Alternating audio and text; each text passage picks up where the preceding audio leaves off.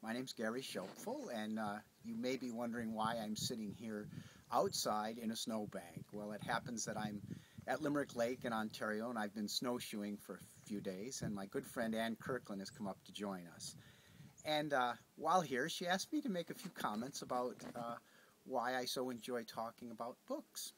And so I'll try to answer Ann's question. And the first word that comes to mind for me is fun. I just simply like doing it. I like getting together with like-minded people, people who are curious and bright and articulate, and talking about the wonderful ideas that we find in books.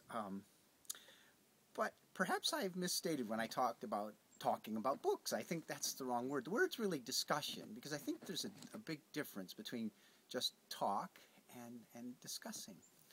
And I guess what I'd say is that I talk all day long. As you can see, I rather like doing it. And most of my talk is mundane, ordinary, inane stuff. And what's so wonderful about classical pursuits is you get together with folks who really want to talk about things that are important. They talk about books that are worth talking about. So the distinction I'd like to make between just talking and chatting and discussing is that these books are full of ideas. And they're full of ideas that inform our lives. They help us live better, live well, and that's great fun for me.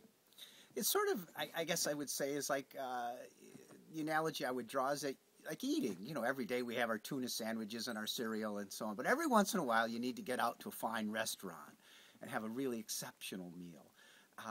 And that's what I find classical pursuits to be, is a fine meal for the mind that you get together and you're dealing with first-rate material, the very best books that have ever been written, great art, great music, and so on. And you get with folks and explore thoughtfully and in-depth manner the riches, the fine tastes of all those books, all that fine music and art and so on. So I guess bottom line, it's just darn good fun, and it's well worth doing.